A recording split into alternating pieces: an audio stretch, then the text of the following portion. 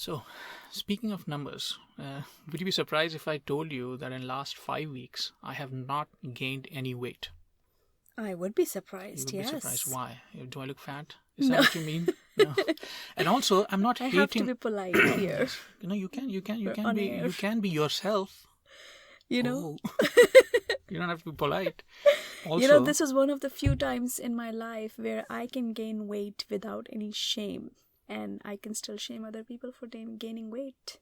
alright. Because I am pregnant. I'm supposed to be gaining weight. And I think you That's it. are gaining weight despite the fact that you're not pregnant. I just told you that my numbers are stable. That's the most important number we'll be talking about. Well, let's move on from this, right? I just another few confessions. I am not hating the quarantining. Is that a word? That much, as you would imagine. I'm not hating it at all. I look forward to groceries. I get excited thinking about it. Is that healthy? I don't know. I don't know. You don't know either, right? So, you know what? I think I should be declared, clinically introvert or something. I don't think you're an introvert. See, that's the debate I have been having all my life. I'm not sure whether I was an extrovert or introvert, but this quarantine, in a way, has proven that I'm an introvert. That's what I was telling myself. Because you would read that an introvert at this time is probably enjoying more, right?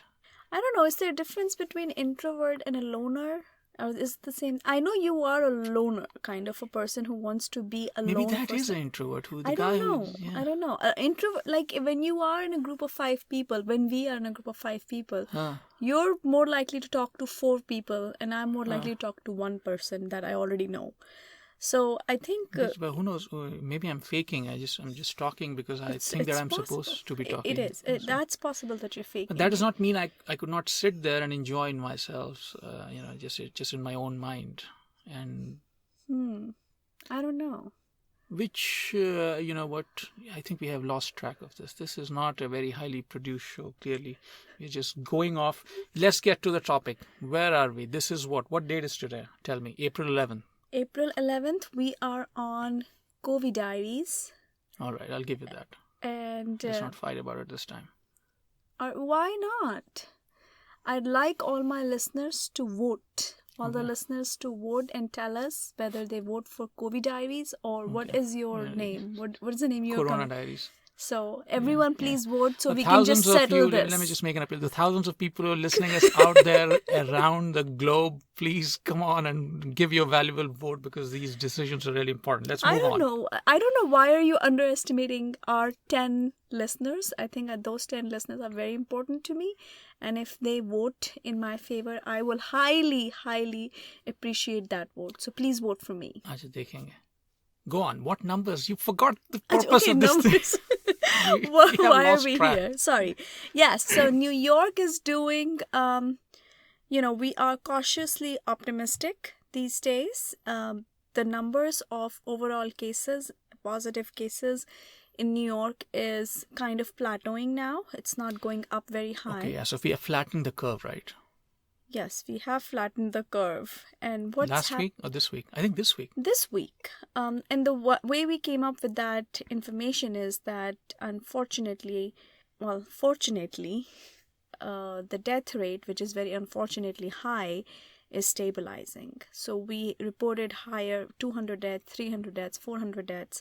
We got up to 800 deaths, and now we are pretty much stabilizing between 750 and 800 all of this And week. you're talking about 800 deaths every day in New York State only. Yes. So you're talking about flattening of the curve in New York State, Absolutely. not outside, right? Absolutely. So in United States, it's like, how many total? It's like 500,000. Yeah, I don't even have a track of that. Come on, that China. number. Yeah, that 500,000 people are positive in the United States of America. Can you believe it? But we have flattened the curve. Effectively, that's what we've been told, which doesn't mean that this is over.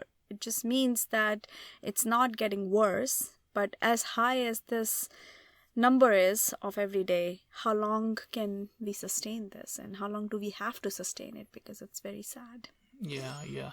And I have noticed that over a period of time, I used to check the stats daily, and now it's making less and less sense. And somebody infamous once said that, one death is a tragedy. Millions statistics, Yeah, right? that's very It's sad. unfortunately becoming that now I'm not interested in looking at, because the numbers are so big. It's Numbers are beyond just our. huge. So one of the things I've noticed is that, as you know, and many of my friends know, that I listen to a lot of podcasts, right? And the whole world seems to be totally consumed by the virus talk. Don't you realize, when you talk to your friends, you talk to your parents, you listen to any podcast, everything across different subjects, people talk about, everyone's talking about the virus, and Yeah. getting the experts in, or how we're handling the quarantine. What do you think Yeah, about that? yeah, true. Because I mean, it's not just affecting our health; it's affecting our economy, our society at so many levels. Like, when have we ever seen anything like this? Of course not. And I don't. Yeah, The whole world came to a this screeching this might as halt. well be one of the biggest events of our life. This Yeah, might I as well hope be. And nothing bigger happens yes, and in the world. again, to be fair, we are privileged to be sitting here and having a conversation, even where there are many people who are on the front lines, either the healthcare workers or the people who are driving our trucks or delivering goods, or the people in the grocery stores and emergency services, and all these people have to be out, and we have the privilege to be sitting home and not going, and that's all what we have been asked to do. Yeah, and that's huge. So, and the other way to evaluate it is that, do you think, when you are stuck in a room and in a house doing nothing, is then when you realize what are the things that are important to you, right? It's like, for instance, do you miss your commute? I have said many times that I actually like my commute. And don't you miss your commute? Taking the train with the coffee, don't you? No, I never liked commuting that much.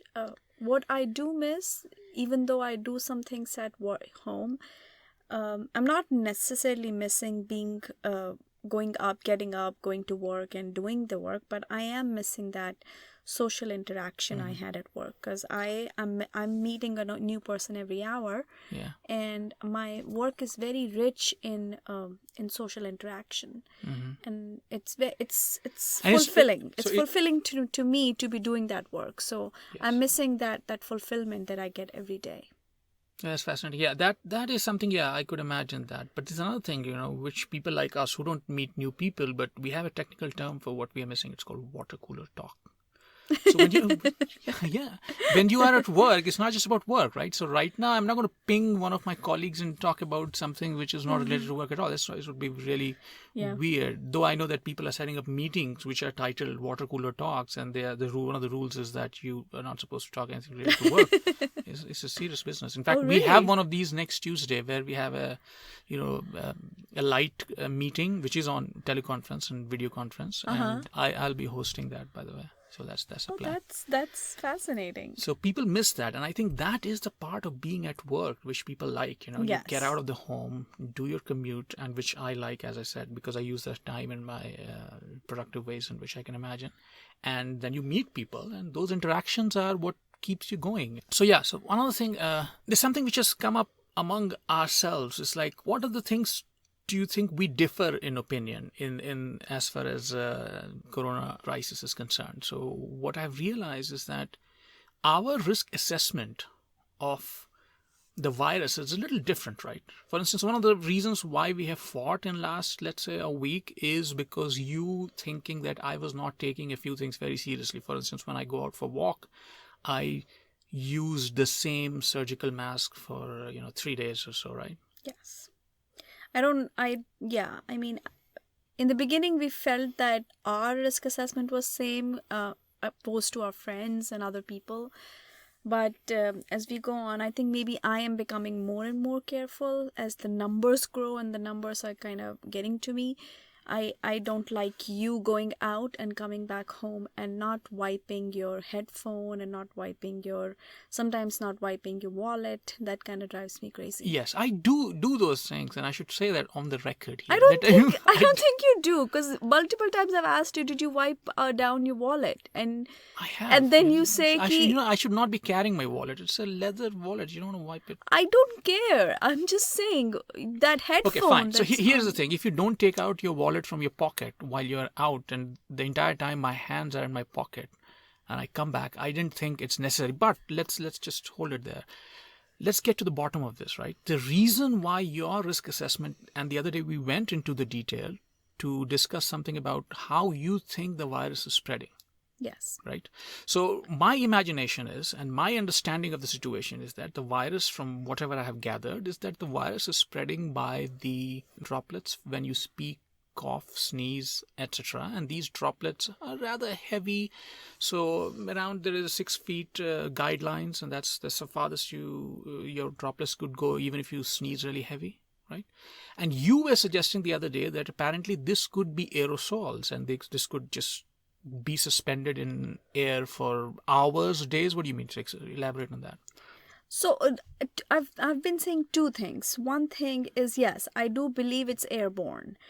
There's no reason for it to not be airborne. All the coronaviruses and all the viruses of similar sizes are airborne. Well, what do you mean airborne? When I sneeze, all the droplets go in the air and they are airborne, but they are heavy enough that they're going to fall on the ground after some time, right? Yes, but even the smaller quantities of viruses can stay in the air for a long period of time. Droplets don't stay in air for a long period of time, but smaller quantities of virus can stay in the air for a long period of time. And the other thing is, you don't realize, and you don't agree, I've shown you studies on this, that droplets can stay in air for hours. That is no. So when you go to walk and somebody's walking 10 feet away from you, but just coughed, and you're gonna cross that section right after him, you are exposed. I am exposed. I agree with that, and I have come to realize that what you're saying has some truth. Also, because the studies which have been done on really small droplets which remain suspended for a long period of time, they're also saying that it's not just 6 feet. We probably have to be 10 feet apart at least. Exactly. And what I would like you to do is come home and wipe down everything that you own. I do that. And then maybe take a shower. Yeah. And burn my clothes. Speaking of clothes, one of the things I've realized is that if you don't go out, you don't need many clothes, right? No, you don't. You don't need any clothes. It's such a good thing. I'm smiling right now because managing clothes is the worst thing that I have to do.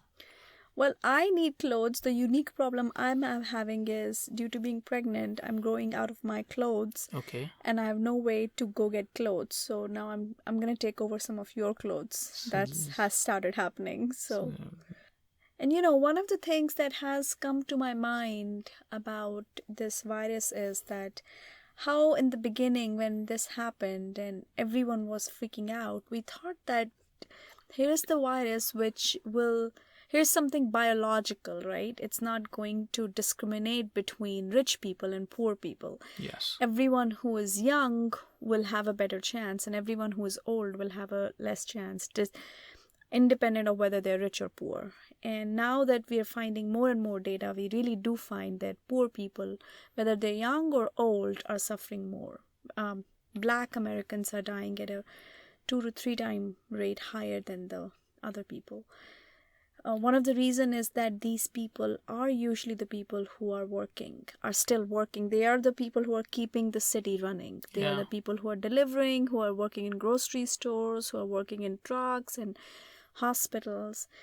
And that's an unfortunate reality that, and not just that. I mean, there's another point about this is that general health condition of the people who are in the lower strata of the society is poorer than people who are on the higher strata, economic side of it. And this disease attacks the weak among us, right?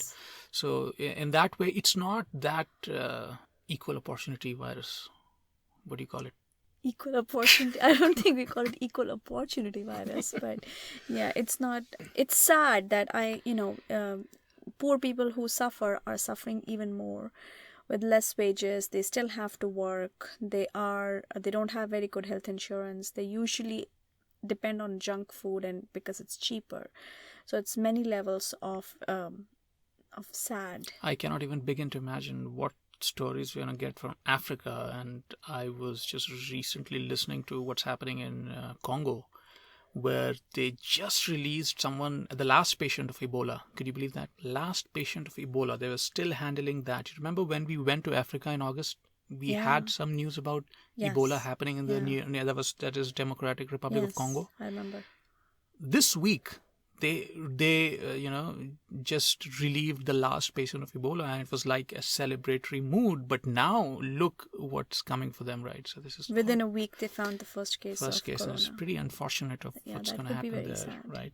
So another thing which I have observed is the behavior, right? We were talking about aerosols and how masks can be useful. We missed that point discussing, right? So the mask could be useful if it's actually hanging in air. Now, I remember, I'll tell you, when I went for the groceries last week, Yeah. there was like almost no one wearing masks. Uh-huh. And in my last grocery run, and once again, I'm really thrilled about doing groceries these days. I'm excited to enter the store, see everything. I'm just like a Christmas. It's like Christmas for me. So last time I went to the grocery store, I saw almost everyone. Can you believe it? So this is the impact of the governments. When governments tell you, for instance, when nobody's wearing a mask, if you wear the mask, you are the person who could be probably sick, right? That's how you're seen. Yes. Which is some sort of social problem. Which is how I was seen for a long time, because I have been wearing masks. Exactly. People, you remember you mentioning in the train, people did not sit next to you, even close to you, because people assumed you are the trouble. Yeah. And that's why you need the governments to come in and direct everyone to wear the mask, so that there is no social resistance or social sort of friction in people wearing the mask. And now I see more and more people wearing masks, and which is definitely going to help. Yeah, I wish they did that sooner. This is a royal screw up, I think, by this country, and we're going to remember this. But anyways, again, coming back to the positivity, we'll end with positivity because we are seeing the light at the end of the tunnel. So, and we don't know how big the tunnel is, but we have a bunch of good news this time, and that's what we'll keep in mind. Flattening of the curve. We Wuhan. have less ICU admissions, less hospitalizations. Everything is less, but yes, you were saying about Wuhan. Yeah, I was sharing some international good news. Wuhan, after 76 days of lockdown, actually lifted the lockdown, which means the trains, the railways, the flights have started, and people who were stuck for 80 days, close to 80 days in Wuhan, are now allowed to leave for the first time. And I saw some reports from Wuhan how people are getting out, getting tested on the way, and they are still doing all the precautions. You never know about the second wave, and this is the tricky thing about this, right? You cannot just say that we are all good and we can all move on, and this thing comes back, right? So I mean, Italy also reported the cases are finally going down. Like Italy had a very hard time, we all know. Italy is also reporting they're on the way down. They're on the mend. Okay. A long way ahead. Yes. So I think we're coming to a close for this week. We have almost recorded everything we did, except for the fact that we didn't say what shows are we seeing. Tell everyone. We are watching Handmaid's Tale, which is a story about a dystopian time, about pregnant women, basically women being forced to be pregnant in a dystopian time. Can you imagine why am I watching that? You should not have picked this show. I'm a pregnant woman in a dystopian, living in a dystopian time right now. Some sort of dystopia, yeah. So, this is what we're going to remember Handmaid's Tale with. You know how the memories get connected with the things and music and shows, and that's what's going to happen. But we have also just started watching Seinfeld.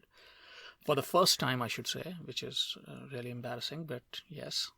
I also want to share one more good news. One of the friends I knew whose sister was affected with the coronavirus a few weeks ago, she told me a couple of days ago that her sister is feeling completely better. And I know that 80% people do recover, but this was the first case I know in my person, somebody getting affected, and she had a pretty bad, cough and difficulty breathing and the whole thing. She wasn't like one of those people who don't get affected. She got pretty significantly affected, 2.5, 3 weeks, and today she was all fine. So that's great news. Okay, so here we are, and let's see where we are. I mean, we'll be here next week. So we'll see where, hopefully by next week, we have a little bit idea of how how do we reopen, or what do they do to reopen this economy? What does that mean? Because right now we're talking about flattening the curve. We have no idea what does that mean in long term. How do we go back to work? When do we go back to work? And what do we think about the risk of the second wave and the whatever else? So hopefully we'll have more clarity on that. But so far we're adapting well to living at home. Adapting too well is my worry here. We shouldn't be doing it so well, right? I know. I think I'll be 7 months pregnant when I'm asked to go back to work in my third trimester, and that would be such a shock because last time I worked was like right after my first trimester. So my functional status would have changed quite a bit. All right. This is also a good time when we get in touch with the people we haven't spoken to in a long time. So, did you get in touch with any of your friends? You had a conversation? Yeah, I think a couple of people checked on me. Friends. I felt very good about it from India, old school friends, because they knew that I was in New York. They checked on me on asking. I felt very good about it. Yeah, and at the same time, a couple of people friends did not check on me. I've made a separate note of that too. Well, a bunch of people checked on me, and it's been fun talking to them. A few people from India, because they checked on me knowing that I live in New York, but then I told them that I'm also a pregnant person right now living in New York, so they found an extra news about me. Yeah. It's been I've been talking to friends. I talked to one of my friends quite a long time yesterday. Okay, good. Now we are stretching it. Let's just close it. All right, bye.